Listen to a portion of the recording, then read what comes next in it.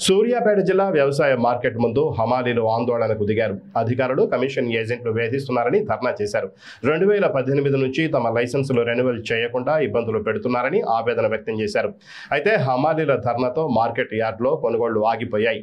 Market yard బయట వందల ధాన్యం బస్తాలు ట్రాక్టర్లు నిలిచిపోయాయి. తమకు న్యాయం జరిగేంత వరకు పోరాడతామన్నారు హమాలీలు.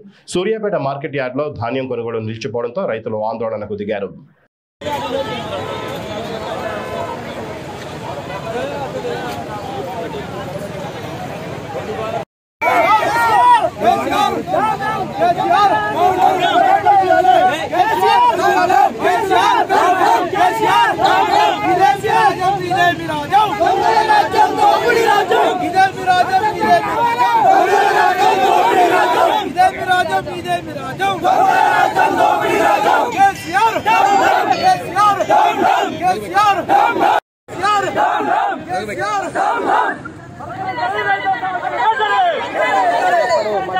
రైతుల సమస్యలు